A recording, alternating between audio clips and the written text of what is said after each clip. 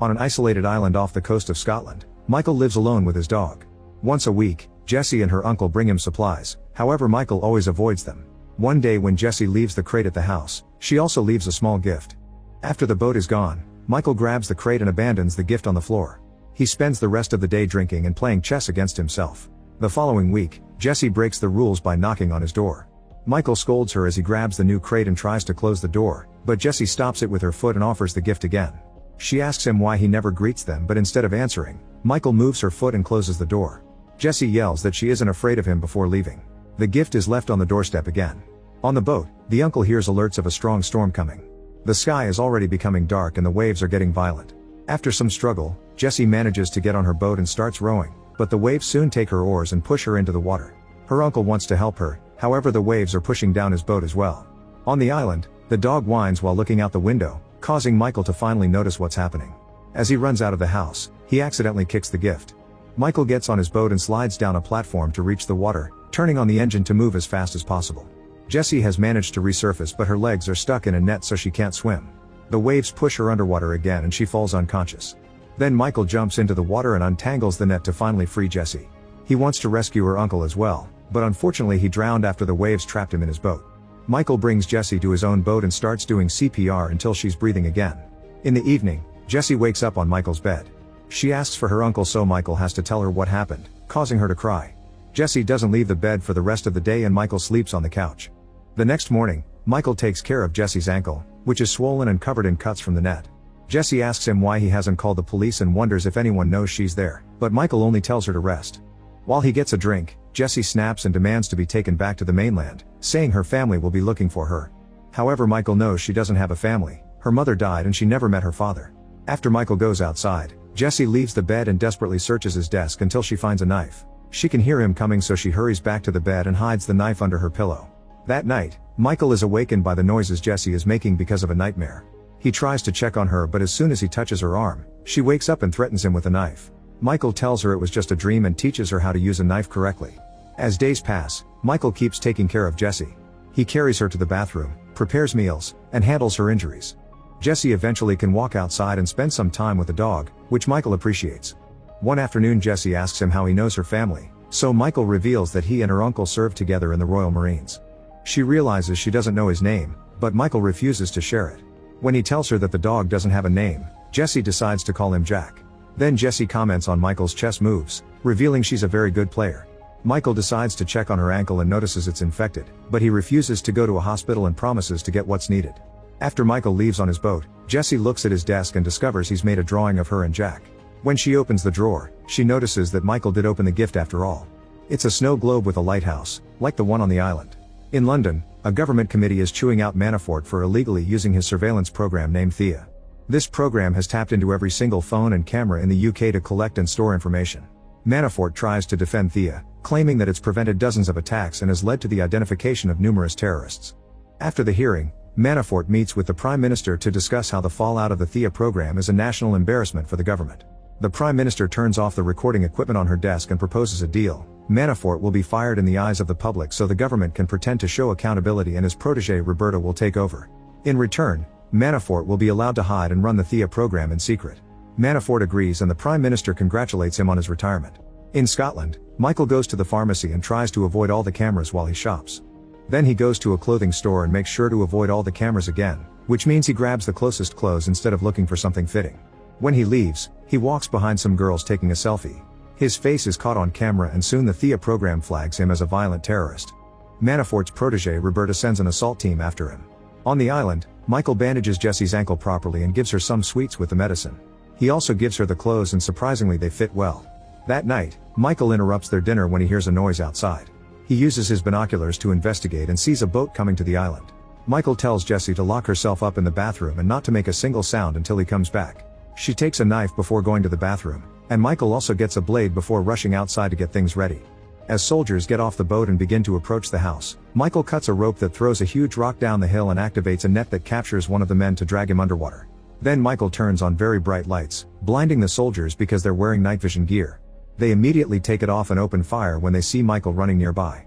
Since he manages to run ahead, a soldier decides to chase him up a hill.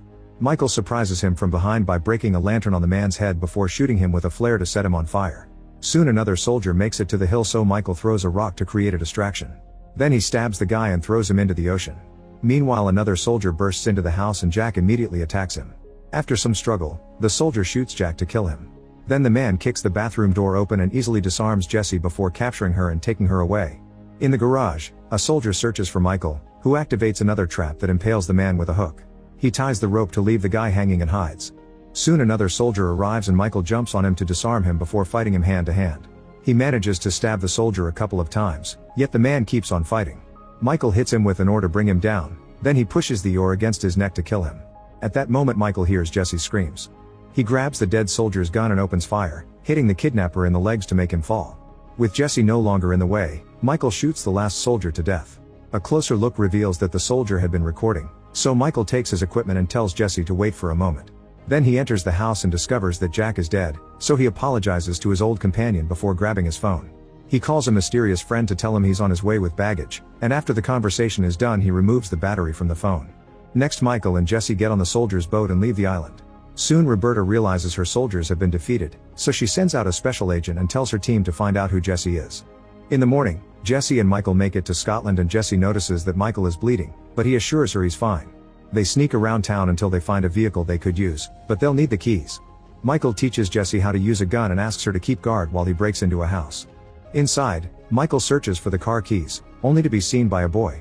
Suddenly the house owner appears at the door and points his gun at Michael, however Jessie surprises him from behind and forces the man to help Michael with his injury. Meanwhile, a technician in Roberta's team has some news. The terrorist profile they saw earlier is fake, it was programmed to pop up whenever a certain face appears on camera. Whoever created this used self-deleting code, but the technician manages to crack it. Now Michael's profile is on the screen and it says he was killed in action. After Robert points out that someone is trying to make them kill their own people, the technician tries to access Michael's mission logs, but the computer says the file doesn't exist.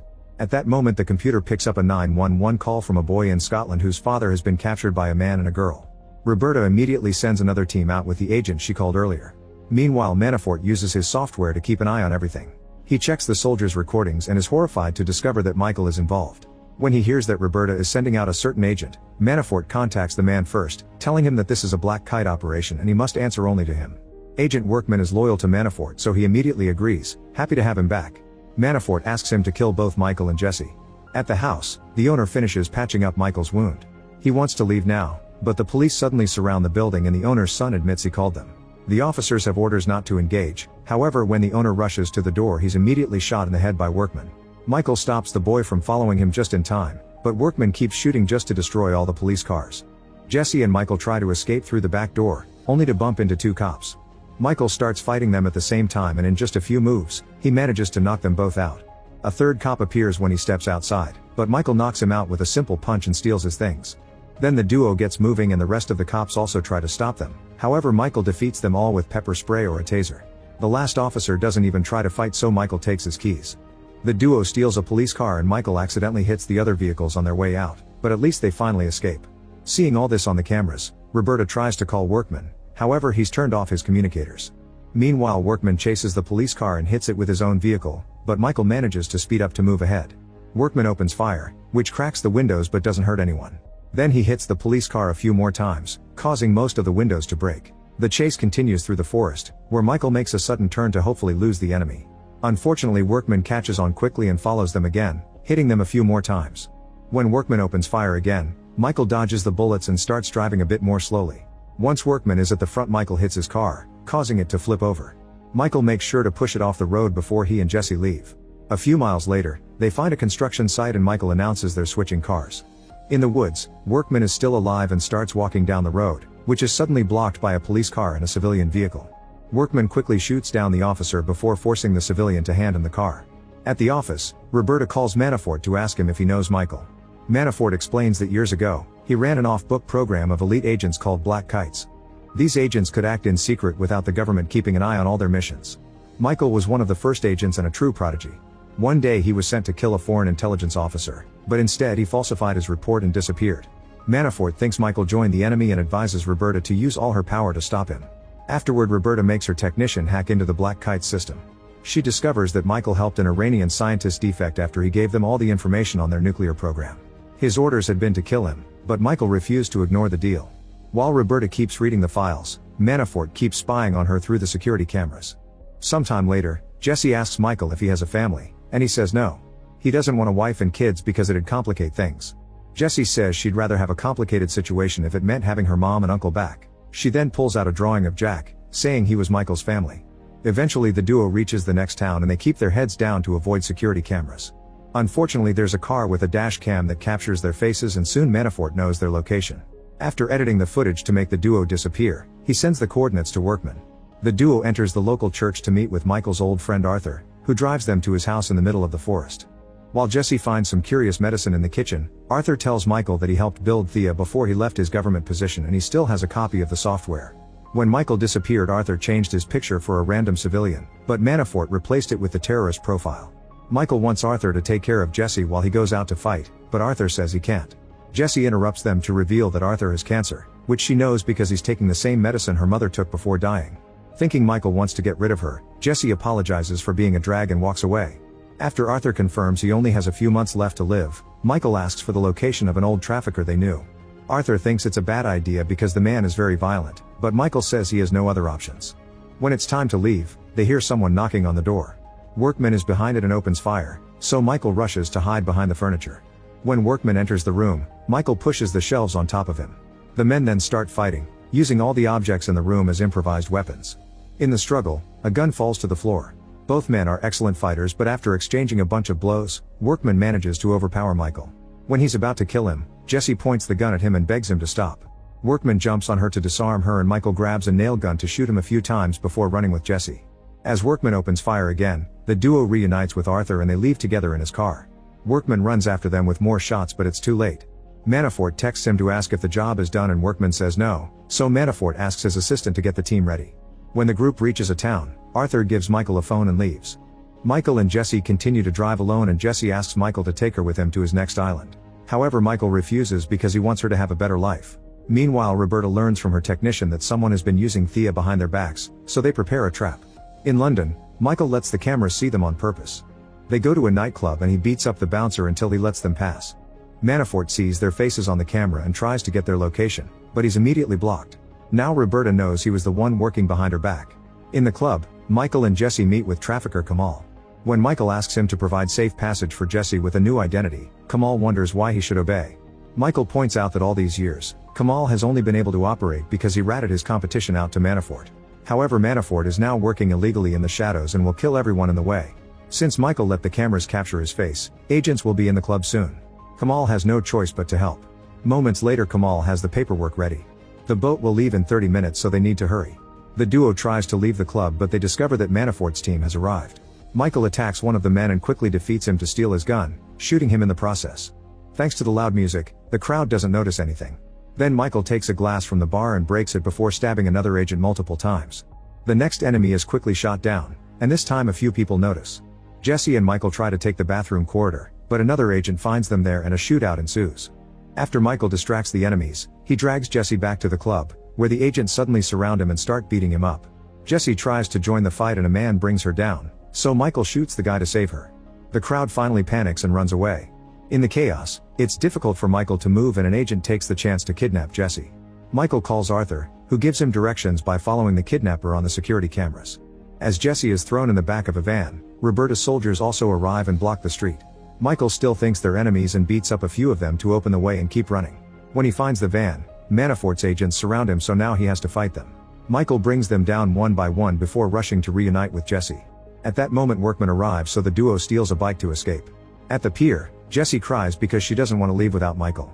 Suddenly they hear a gunshot, so Michael tosses Jesse on the boat and watches her leave safely. Afterward, Michael and Workman fire at each other until they run out of ammo.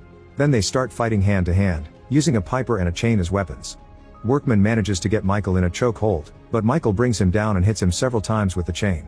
For his last blow, he wraps the chain around the pipe and strikes Workman in the head, finally killing him. Sometime later in his mansion, Manafort looks out the window and sees two guards dead on the ground. When he turns around, Michael has entered the room. They argue about the Black Kite project for several minutes until Michael finally shoots Manafort in the head. 3 months later in Spain, Jesse has settled into a new life. Roberta and her team are watching her, expecting Michael to show up someday. Jesse is currently reading at a cafe, But Roberta loses sight of her when someone moves the camera. The waitress brings a bag for Jessie, who finds a chess piece. Michael watches her from the street but leaves before she turns around. Make sure to subscribe and turn on notifications so you can watch more videos like this. Thanks for watching.